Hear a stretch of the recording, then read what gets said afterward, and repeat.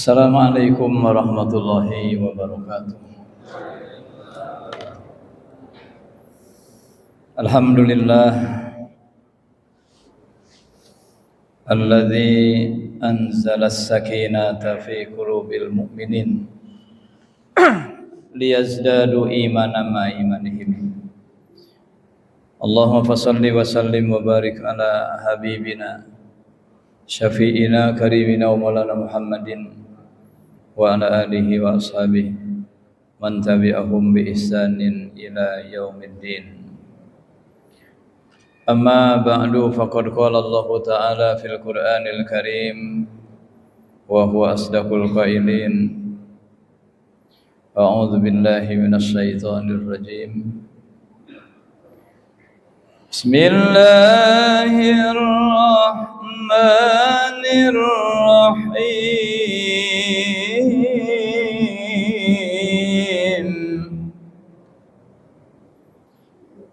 Wa idh yarfa'u Ibrahimul qawa'ida minal baiti wa Isma'il.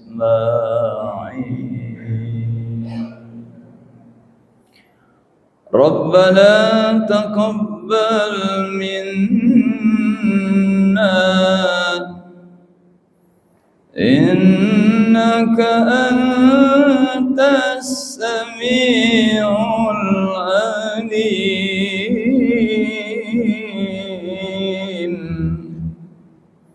Sadaqallahul azim wa ballagha rasulul nabiyul habibul karim. Jamaah maghrib yang dimuliakan Allah, kembali pada maghrib yang kesekian kali ini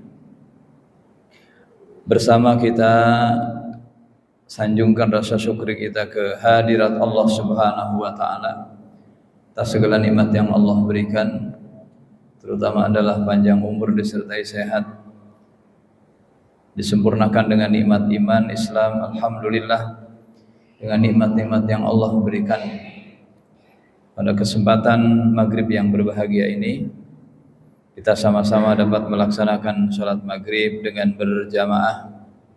Mudah-mudahan isya nanti berjamaah, subuh, zuhur, asar dan seterusnya sampai akhir hayat kita mampu melaksanakan sholat 5 waktu dengan berjamaah. Amin ya rabbal alamin. Dilanjut lagi dengan ba'diyah maghrib, dilanjut lagi dengan duduk sejenak. Yang pertama tentu niat i'tikaf sambil menunggu datangnya waktu isya. Kemudian dilanjut dengan mudzakarah sa'atan fi majlisil ilmi, sesaat di majelis ilmu.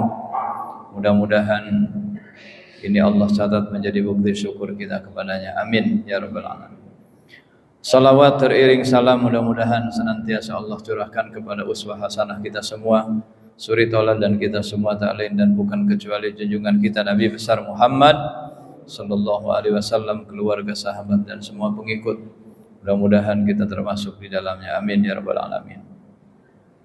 Sebagai bentuk ajakan saya untuk bersalawat ini, maka mari kita sama-sama sanjungkan kalimah salawat ini beberapa bait. Mudah-mudahan melalui ini semakin bertambah kecintaan kita kepada Nabi kita Muhammad sallallahu alaihi wasallam, yang kelak tentu pada akhirnya nanti kita termasuk umatnya yang kelak beroleh syafaatul uzma di akhir nanti. Amin ya rabbal alamin. Saya awali, nanti boleh diikuti 1-2 bait bersama-sama. Sallallahu ala Muhammad sallallahu alaihi wasallam, sallallahu ala Muhammad sallallahu alaihi wasallam. Doa sallallahu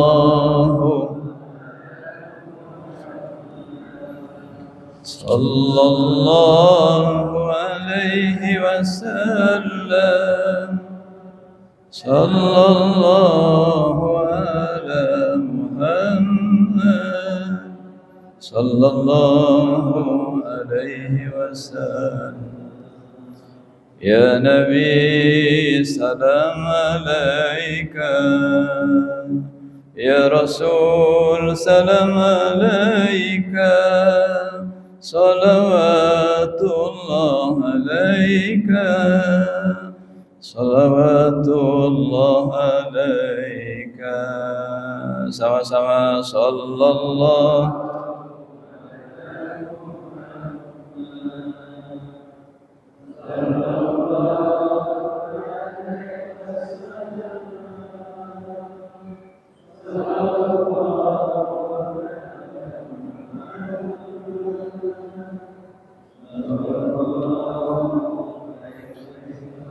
Anta syamsun, anta badrun, anta nurun fawqa nuri, anta iksiru aghali, anta miftahus suduri. Sekali lagi, sallallahu ala Muhammad, sallallahu alaihi wasallam, sallallahu ala Muhammad, sallallahu alaihi wasallam.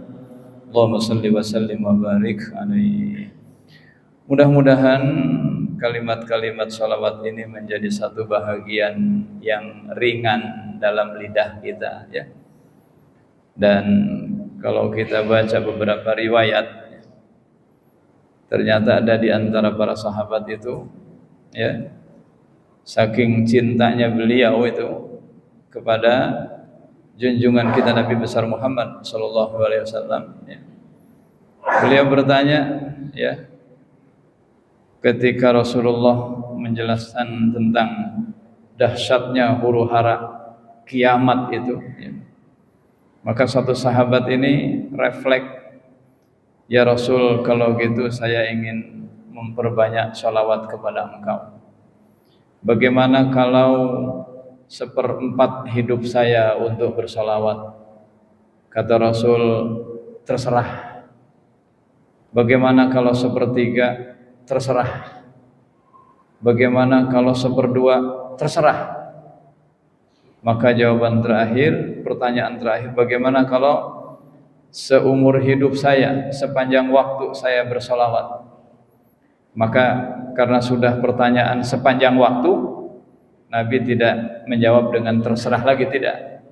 Maka kalau demikian adanya, Allah subhanahu wa ta'ala akan memberikan keberkahan kepada engkau, memberikan kemuliaan kepada engkau dalam hidup, baik dunia maupun di akhirat nanti.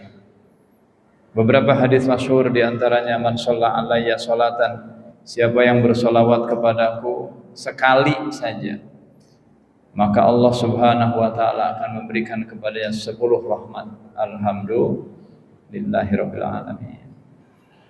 Syekh Ali Jum'ah, salah satu mufti Mesir, beliau katakan, di antara satu amalan, ya, yang andai kata riyaknya saja boleh, itulah sholawat, ya. Riyaknya saja boleh, ya. Andai kata disebut riyak, gitu. Kadang-kadang kan suka ada tuduhan-tuduhan begitu, ya. Apa yang sholawat teriak-teriak, ya. Riyak, gitu ya. Padahal penilaian riyak dan keikhlasan hanyalah Allah subhanahu wa ta'ala saja yang tahu, ya. Jamaah yang dimuliakan Allah subhanahu wa ta'ala, kali ini kita akan lanjutkan bahasan kita tentang keikutsertaan Nabi kita Muhammad sallallahu alaihi wasallam dalam pembangunan Ka'bah. Tadi saya bacakan satu ayat, namun ada satu ayat sebelumnya, ya. Nanti insya Allah akan saya kaitkan 2 ayat tersebut, ya. Yang pertama, bahwa sepakat para ulama bahwa yang pertama membangun Ka'bah itu, ya, rumah pertama yang dibangun atas nama Allah itu untuk menyembah Allah dan mentauhidkannya, dibangun oleh bapaknya para nabi, termasuk ya bapaknya kita umat Islam seluruh dunia. Siapa dia? Dialah Nabiullah Ibrahim alaihis salam, ya. Walaupun ada sebagian ahli tarikh, ya, juga menyebutkan bahwa pembangunan Ka'bah pertama itu dilakukan oleh Nabiullah Adam alaihis salam. Namun beberapa riwayat ini hanya sedikit yang mengambil periwayatannya. Sedangkan para ahli tarikh itu hampir banyak menempatkan Nabiullah Ibrahim alaihi salam sebagai pembangun pertama Ka'bah, ya. Jamaah yang dimuliakan Allah Subhanahu wa taala, bila kita simak, ya, salah satu ayatnya itu, wa idz ja'alnal baita masabatan lin-nasi wa amna, ya.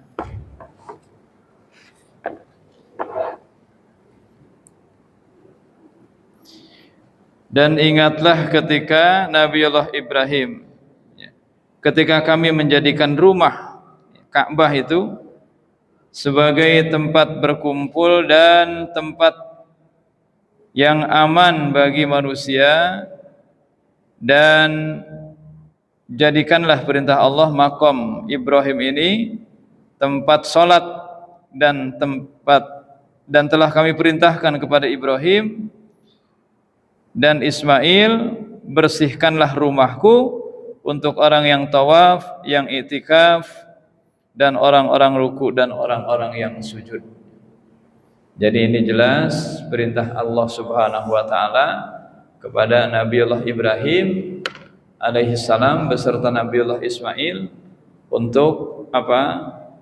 Membersihkan, memelihara, ya, tempat yang disebut dengan Ka'bah itu. Adapun ayat yang kedua tadi, wa idz yarfa'u Ibrahimul qawa'ida minal baiti wa Ismail, dan ingatlah ketika Nabiullah Ibrahim meninggikan pondasi Baitullah bersama Ismail seraya berdoa, ya Tuhan kami, terimalah amalan kami, sesungguhnya Engkaulah yang Maha mendengar lagi Maha mengetahui. Jamaah yang dimuliakan Allah Subhanahu wa taala, setelah itu Ka'bah memang mengalami beberapa kali serangan yang mengakibatkan kerapuhan bangunannya. Di antaranya adalah serangan banjir yang pernah menenggelamkan, ya, Mekah saat itu beberapa tahun sebelum bi'tsah dibangkitkannya, diutusnya Nabi kita Muhammad sallallahu alaihi wasallam, sehingga menambah kerapuhan bangunannya itu.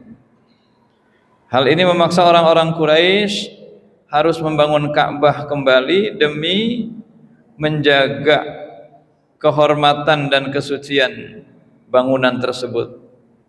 Penghormatan dan pengagungan Ka'bah ini merupakan sisa atau peninggalan dari syariat Nabiullah Ibrahim alaihissalam yang sudah, ya, yang masih terpelihara di kalangan bangsa Arab.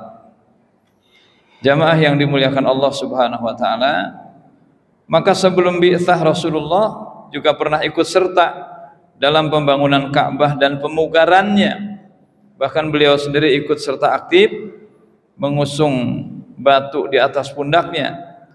Pada waktu itu Rasulullah SAW berusia 35 tahun menurut satu riwayat yang paling sahih. Bukhari meriwayatkan dari satu hadis Jabir bin Abdullah radhiyallahu an, ketika Ka'bah dibangun, Nabi Muhammad SAW itu dan Abbas pergi mengusung batu. Abbas berkata kepada Nabi Muhammad SAW, singkirkan kainmu di atas lutut. Kemudian Nabi SAW mengikatkannya, dan Nabi SAW memiliki pengaruh besar dalam penyelesaian kemelut yang timbul akibat perselisihan antar kabilah tentang siapa yang berhak mendapat kehormatan meletakkan Hajar Aswad di tempatnya. Semua pihak akhirnya tunduk usulan yang diajukan Nabi Muhammad SAW karena mereka mengenalnya sebagai Al-Amin atau terpercaya. Jamaah yang dimuliakan Allah Subhanahu wa taala, sementara orang-orang yang ingin menghancurkan Islam, yang benci kepada Islam, ya, mereka membuat satu fitnah, ya. Jadi kalau kami begitu ya menyembah berhala, apa bedanya itu dengan umat Islam menyembah Ka'bah? Nah, itu tuduhan-tuduhan mereka itu. Bahkan beberapa di media sosial tahun yang lalu itu salah seorang yang pernah mengaku mantan ustadz katanya, kalau enggak salah ingat namanya Saifuddin itu, bahkan dia ngaku keluaran Gontor katanya. Ternyata dicek nggak pernah dia pondok di Gontor, jadi ngaku-ngaku saja gitu ya. Nah hadirin, bahkan argumen beliau sendiri dibantah oleh putranya sendiri, ya, dan mengalami kekalahan argumen, ya. Jamaah yang dimuliakan Allah Subhanahu wa taala, jadi pembangunan rumah Ka'bah Allah Subhanahu wa taala ini sama sekali bukan Ka'bah yang disembah, ya. Termasuk Hajar Aswad yang ada di dalamnya itu, kita bisa menyimak ucapan Umar bin Khattab ketika beliau mencium Hajar Aswad.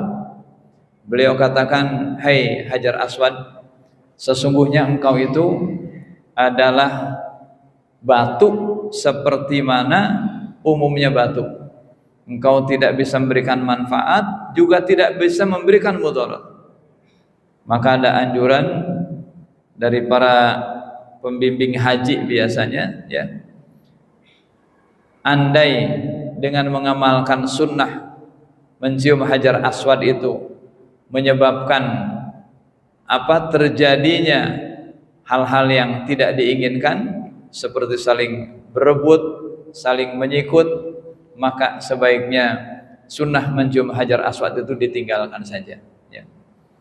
Jamaah yang dimuliakan Allah Subhanahu wa taala, bila kita melihat juga sejarah sebelumnya bahwa yang namanya manusia di saat itu sebelum Nabi kita Muhammad SAW diutus sebagai Rasul, ya. Jadi mereka sudah terbiasa melakukan tawaf di Ka'bah itu, ya. Namun naudzubillah summa naudzubillah, mereka melakukan tawaf sama sekali tanpa berbusana sehelai benang pun. Naudzubillahi min dzalik. Demikian juga di sekitar Ka'bah itu sebelumnya terdapat kira-kira 360 berhala. Cuman sebegitu arif dan hikmah bijaksananya Rasul dalam dakwah kepada umat ini sedikit berbeda dengan dakwahnya Nabiullah Ibrahim alaihi salam.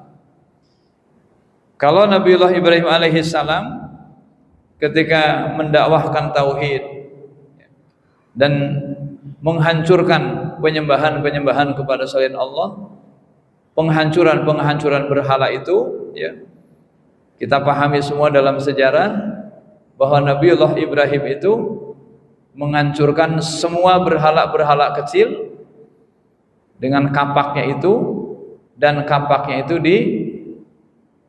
dikalungkan kepada berhala yang paling besar dengan alasan, ya, ketika dipanggil oleh Raja Namrud, ya, laknatullah itu, sehingga dia bisa menyampaikan bahwa berhala-berhala kecil itu dihancurkan oleh berhala yang besar. Maka sekilas Namrud itu sempat percaya.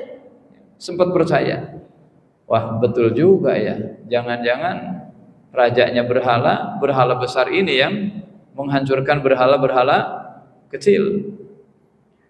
Tapi bisikan setan alaihi laknah, ya, Namrud, Namrud, kau mau dibohongi sama Ibrahim itu? Enggak mungkin berhala besar itu menghancurkan berhala-berhala kecil. Di satu sisi, ya, dia percaya tadi mulanya, tapi sisi yang kedua, mana mungkin? Ketika datang keyakinan, mana mungkin berhala bisa menghancurkan? Ya. Mestinya kan dia tidak meyakini, mestinya dia beralih dari penyembahan berhala kepada penyembahan Allah Subhanahu wa Ta'ala. Mestinya, ya. Tapi tidak demikian, ya. Karena Namrud punya kekuasaan, maka Namrud perintahkan kepada semua bala tentara, ya, untuk mengumpulkan kayu bakar. Diabadikan kisah ini juga dalam Al-Quran, ya.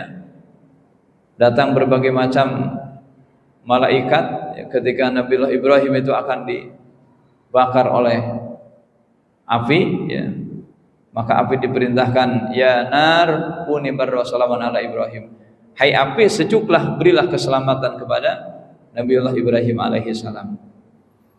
Jamaah yang dimuliakan Allah Subhanahu wa Ta'ala, Nabiullah Ibrahim alaihi salam ini memang sejak kecil, di antara ciri-ciri kenabian itu, ya, memang sudah ada fitrah-fitrah, dia tidak suka kepada kemusyrikan, ya. Jadi di antara nabi yang betul-betul menggunakan logika dalam mengenal zat Tuhan yang sesungguhnya, Allah Subhanahu wa Ta'ala, dialah Nabiullah Ibrahim alaihi salam. Dalam Quran pun diabadikan ketika Nabiullah Ibrahim keluar dari guanya itu, dia melihat bintang. Adakah bintang ini Tuhanku? Bintang tenggelam datang bulan, pun berkata demikian. Mungkin ini lebih besar. Bulan tenggelam datang matahari, mungkin ini Tuhanku. Ketika matahari pun tenggelam, maka timbullah satu keyakinan bahwa Tuhan yang sesungguhnya adalah Tuhan yang menciptakan itu semuanya. Jamaah yang dimuliakan Allah, ada satu hal yang menarik. Ketika Nabiullah Ibrahim itu diperintahkan, ya, ada satu riwayat mengatakan pamannya. Jadi panggilan paman dengan bapak itu memang punya dua makna, ya, abun itu bisa paman, bisa juga ayah, ya. Nah, ketika Ibrahim yang disuruh menjual berhala-berhala, jadi berhalanya dia dijual. Apa kalimat yang dia sampaikan? Ya, berhala-berhala ini berhala nggak bisa memberi manfaat, nggak bisa mudarat, ya. Jadi kalau orang dagang kan umumnya apa? Menjelaskan tentang kehebatan, kelebihan barang yang dijual. Ibrahim ini malah terbalik, ya. Akhirnya Ibrahim pun dimarahi juga. Kamu bagaimana? Mana mungkin ada orang beli berhala kamu, ya. Kalau apa namanya, kamu memasarkan berhala dengan cara begitu. Nah, hadirin yang dimuliakan Allah Subhanahu wa Ta'ala, jadi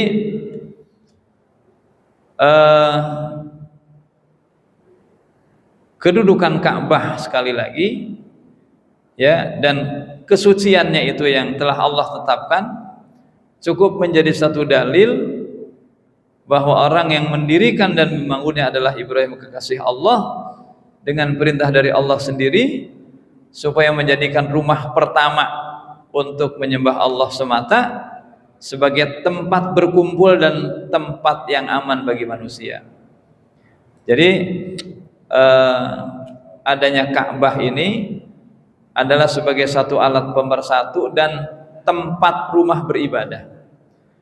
Artinya tidak mungkin orang beribadah tanpa adanya tempat. Sama seperti kita beribadah ke masjid, kan bukan menyembah masjid, ya. Kita menyembah Allah Subhanahu wa Ta'ala. Kalaulah yang disembah itu Ka'bah, ya, buat apa berhala-berhala yang di Mekah itu, ya, dihancurkan, ditiadakan, ya. Hadirin yang berbahagia, sekali lagi inilah kehebatan kebijakan hikmah dakwah yang dilakukan oleh Rasulullah SAW. Beliau tidak menghancurkan berhala, tapi bagaimana metode dakwah beliau? Beliau berusaha, ya, bagaimana hati orang-orang kafir itu, ya, beriman kepada Allah Subhanahu wa Ta'ala. Bagaimana di dalam hatinya itu terdapat satu kalimat yang disebut dengan la ilaha illallah. Maka 13 tahun Rasulullah dakwah di Mekah itu nggak ada dakwah-dakwah yang lain, belum ada ajakan sholat, puasa, apalagi haji. Itu 13 tahun nggak ada perintah-perintah itu, ya, termasuk larangan-larangan minum khamr dan sebagainya pun belum ada larangan-larangan seperti itu, ya. Hadirin, jadi yang diusahakan oleh Rasulullah itu bagaimana hatinya masuk dalam satu kalimat la ilaha illallah. Artinya bagaimana orang-orang kafir Mekah itu beriman terlebih dahulu. Maka setelah masuk satu kalimat la ilaha illallah, setelah beriman kepada Allah, ya, maka dengan sendirinya, ya, berhala-berhala itu mereka yang menghancurkannya, ya. Jamaah yang dimuliakan Allah Subhanahu wa Ta'ala, demikian, ya, kearifan dan diikuti langkah-langkah tersebut, ya, oleh orang-orang yang sesudahnya, termasuk, ya, kita kenal di Indonesia ini ada yang namanya Wali Songo, ya, dengan berbagai macam metode dakwah yang hikmah, akhirnya sampai Indonesia ini menjadi negara yang umat Islamnya mencapai dulu, ya, kurang lebih nyampe 90%. Diisyaratkan oleh Allah dalam surah An-Nahl, ud'u ila sabili rabbika bil hikmah wal mau'izatil hasanah wajadilhum billati hiya ahsan. Ajaklah manusia itu ke jalan Tuhanmu dengan 3 cara, dengan hikmah, pelajaran yang baik, dan dengan mujadalah, itu pun dengan cara yang baik, ya. Jamaah yang dimuliakan Allah Subhanahu wa Ta'ala, kembali kepada keikutsertaan Nabi dalam pembangunan Ka'bah ini. Beberapa riwayat menyebutkan bahwa Ka'bah tadi mengalami beberapa renovasi. Maka Syekh Ramadan Al-Buti, ini pengarang Sirah Nabawi ini satu dalil, ya, yang membolehkannya perbaikan masjid dengan niat supaya masjid itu lebih baik, lebih nyaman, ya, dan seterusnya. Yang menyebabkan apa? Para, ya, penghuninya, orang beribadah di dalamnya itu mengalami satu kenyamanan yang luar biasa dalam ibadah kepada Allah Subhanahu wa Ta'ala di masjid itu. Jamaah yang dimuliakan Allah Subhanahu wa Ta'ala, ada satu hal lagi yang menarik ketika Ka'bah itu mau dihancurkan, ya. Dan memang dari masa ke masa, ya, ini ketika ada golongan yang benar pasti ada golongan yang batil. Ada yang menegakkan tapi ada juga yang menghancurkan. Datang satu masa yang kita sendiri mungkin insyaallah hafal surah itu, di surah Al-Fil itu, a'udzubillahi minasyaitonirrajim, bismillahirrahmanirrahim, alam taro kaifa fa'ala rabbuka bi ashabil alam yaj'al kaidahum fi wa arsala alaihim tayran ababil tarmihim bi hijaratin min sijil faja'alahum ka'asfim. Ada satu hal yang menarik dari peristiwa ini dan ada hikmah yang sangat-sangat luar biasa. Ketika Abrahah itu datang ingin menghancurkan Ka'bah, memang bermula dari hasad, kedengkian Abrahah ini, ya. Kenapa kok begitu banyak orang-orang yang berkunjung ke Ka'bah ini? Insya Allah kita pun, ya, andai Allah berikan kelebihan rezeki lebih, ya, itu yang namanya ibadah haji dan umroh itu nggak pernah ada bosannya, betul ya. Tapi sekali lagi adalah hidayah.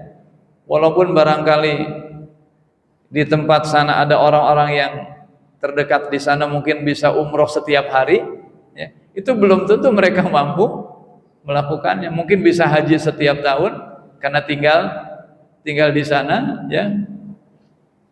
Itu juga belum tentu jika tidak diiringi hidayah yang Allah Subhanahu wa taala berikan. Jamaah yang dimuliakan Allah, maka Abraha dengan hasadnya itu, sifat hasad yang dimilikinya itu ya, tidak ada cara lain. Jadi Abraha ini membuat Ka'bah tandingan di negerinya itu, di negaranya itu ya. Sempat juga viral beberapa tahun belakang itu, ke haji itu nggak perlu katanya ya, ke haji nggak perlu ke Mekah. Pernah dengar statement orang-orang yang iseng begitu ya? Nah, kita dengar pernah itu ya. Kurang lebih seperti itulah pemikirannya ya. Jadi akan muncul juga Abraha baru itu akan muncul ya sampai hari kiamat ya. Jamaah yang dimuliakan Allah, satu hal yang menarik ketika Abraha ingin menghancurkan Ka'bah itu izin ya. Biasanya kan orang kalau menghancurkan nggak ada izin-izinnya ya. Ini Abraha izin kepada siapa? Yang dituakan di Mekah saat itu adalah Abu Thalib. Dia izin ya Abu Thalib, saya izin, saya ingin hancurkan Ka'bah. Nah, gimana? Sampean punya pendapat enggak? Abu Thalib itu dengan santainya, dengan penuh keyakinannya, silahkan saja kalau kau mau menghancurkan ya. Ka'bah itu ada pemiliknya ya, ada pemiliknya. Kalau saya tuh hanya pemilik unta ya. Unta itu milik saya, kalau Ka'bah ada pemilik yang lain. Kalau kita pahami ucapan Abu Thalib ini, sebenarnya Abu Thalib sudah ada apa itu? Sudah ada keyakinan, ada keimanan dalam hatinya sebenarnya.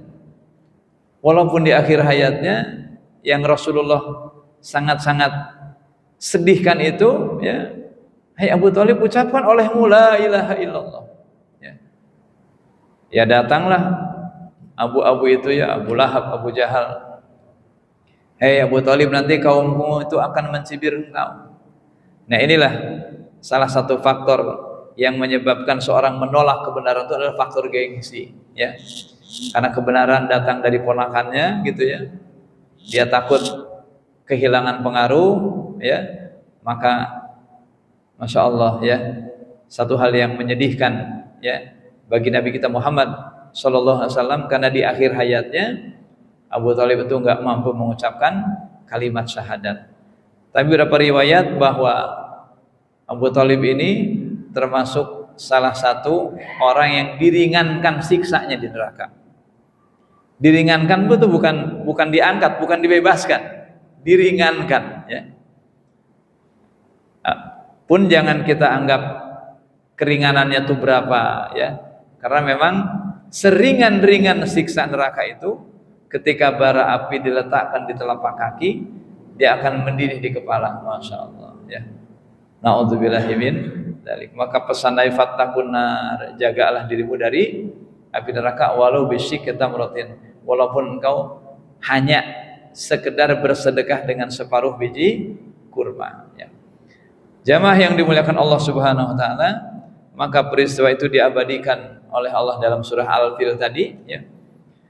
Dan secara logika ya, gajah itu kan besar, tapi hancur hanya dengan hanya batu, seekor burung yang membawa batu ya. Kita kenal burung tersebut dengan penyebutan burung ababil ya. Padahal ababil itu maknanya berbondong-bondong ya. Cuman ya begitulah supaya gampang gitu ya. Jadi memang tidak ada penamaan khusus tentang burung yang Allah kirim itu ya. Dan ini yang dipelajari oleh para pakar-pakar kimia, pakar-pakar atom nuklir, apa batu yang menyebabkan ya, yang menyebabkan gajah Abraha itu sampai apa namanya, seperti daun yang dimakan ulat gitu. Jamaah yang dimuliakan Allah Subhanahu wa taala, kemudian beberapa hikmah yang bisa diambil dari proses pembangunan Ka'bah ini, kepercayaan orang-orang kafir Quraisy kepada Nabi kita Muhammad sallallahu alaihi wasallam untuk meletakkan satu batu yang namanya Hajar Aswad. Kenapa nih? Kenapa kafir-kafir Quraisy itu percaya gitu ya? Ternyata ya, kepercayaan mereka itu karena pada diri Rasulullah itu terdapat satu sifat yang namanya kejujuran ya. Kita kenal bersama yang namanya al-amin ya, dapat dipercaya, jujur ya. 4 sifat kalau kita bahas dalam ilmu tauhid itu, ada sifat wajib bagi Allah, ada juga sifat wajib bagi Rasul. Siddiq, amanah, tabligh, fatonah. Satu sifat ini yang menyebabkan kafir-kafir Quraisy aja percaya itu. Jadi yang pantas meletakkan batu ini hanya Muhammad Rasulullah saja. Lain-lain nggak punya hak, nggak pantas lah gitu. Lagi-lagi kehebatan dan kearifan beliau ya. Maka beberapa kabilah itu disuruh apa? Memegang satu kain besar. Akhirnya mereka semuanya merasa apa? Merasa meletakkan batu Hajar Aswad itu. Dan Nabi kita Muhammad sallallahu alaihi wasallam itulah yang akhirnya meletakkan Hajar Aswad itu di Ka'bah ya. Jamaah yang dimuliakan Allah Subhanahu wa taala, demikian kehebatan, keagungan, kepiawaian junjungan kita Nabi Muhammad sallallahu alaihi wasallam tentang kejujurannya ya. Yang beberapa sifat itu akhirnya banyak dipelajari di beberapa organisasi, perkumpulan ya, dari hal yang sederhana sampai kepada tingkat terbesar, tertinggi, bernegara, bermasyarakat ya. Jadi kalau kita simak ya, kita alami dari pemilu ke pemilu begitu ya, maka yang sudah hilang kepercayaan dari rakyat itulah yang disebut dengan siddiq, amanah ya. Jadi kalau ilmuwan-ilmuwan dengan berbagai macam gelar dari S1, 2, 3 sampai mungkin S teler dan sebagainya gitu ya, itu tidak kurang ya di negeri ini. Yang kurang adalah nilai-nilai kejujuran ya. Sepakat para ahli bahasa, kejujuran itu, siddiq itu kesesuaian antara ucapan dan kenyataan dengan perilaku ya. Masih ingat kita ya dengan ucapan seseorang yang menjanjikan 10 juta lapangan kerja, masih ingat ya? Kemudian janji tidak apa lagi? Tidak impor apa ekspor itu ya. Masih ingat lah, kita tidak perlu menyebut siapa namanya, sudah paham semua ya. Nah pada akhirnya ya karena tidak adanya kesesuaian ya antara ucapan dan perkataan ya, maka pada akhirnya hilanglah kepercayaan itu dari masyarakat pada umumnya ya. Jamaah yang dimuliakan Allah Subhanahu wa taala, demikian kehebatan dan kepiawaian Nabi kita Muhammad sallallahu alaihi wasallam dalam peristiwa pembangunan Ka'bah ini, yang beberapa pakar ahli tarikh pun menyebutkan ya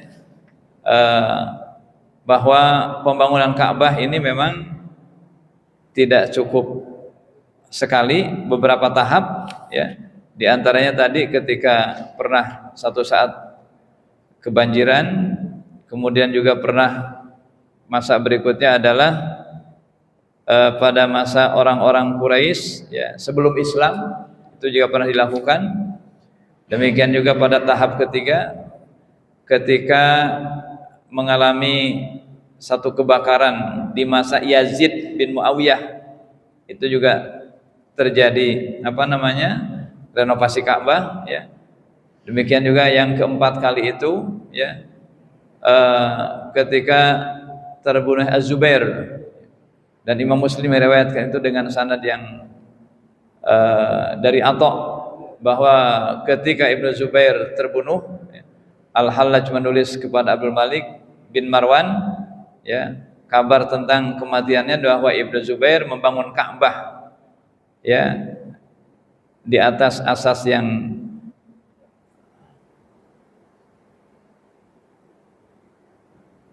jamaah yang dimuliakan Allah Subhanahu wa taala. Jadi ada 4 proses ya yang sampai hari ini ya kalau kita amati ya jamaah-jamaah yang barangkali melakukan ibadah haji dan umroh memang terus menerus gitu ya, pembangunan tidak henti-hentinya dengan niatan nawaitu tentu supaya kembali kepada ayat ya, supaya lebih nyaman, lebih tenang ketika orang beribadah ke sana ya. Jamaah yang dimuliakan Allah Subhanahu wa taala,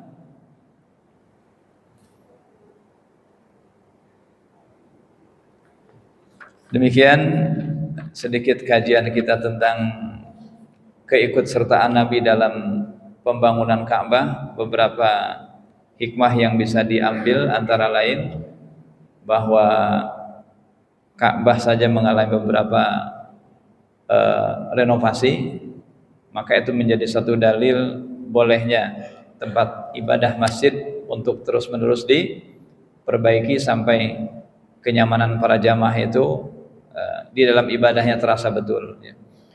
Kemudian hikmah yang paling pokok adalah bahwa Ka'bah hanyalah sebuah tempat ya, bukan ketika orang beribadah ke sana Ka'bah yang disembah ya, tapi sebagai satu alat pemersatu ya dalam mentauhidkan Allah Subhanahu wa taala. Jamaah yang dimuliakan Allah Subhanahu wa taala, sampai di sini barangkali kajian kita tentang satu materi ya, keikutsertaan Nabi dalam Ka'bah ini kepada kita yang sudah melaksanakan ibadah haji umroh. Mudah-mudahan Allah undang kembali, dan bagi yang belum, insya Allah mudah-mudahan semoga Allah berikan kelapangan rezeki, luas berkah ya, sehingga satu saat pun bisa kita beribadah ya, melihat langsung dengan mata kepala kita sendiri ya. Jadi kalau sekarang di negeri-negeri lain ya selain Mekah, Madinah itu baru kalimat ucapan kita, tapi kita betul-betul yakin gitu ya bahwa Ka'bah itu betul-betul keberadaannya ya. Maka setelah dikurniakan rezeki lebih ya, sehingga kita bisa ziarah ke sana, baik itu haji atau umroh ya, akan lebih menambah keyakinan kita akan keagungan ajaran Islam ini. Amin amin ya rabbal alamin. Bila fisabilillah wallahul muwaffiq ila aqwamit thoriq. Assalamualaikum warahmatullahi wabarakatuh.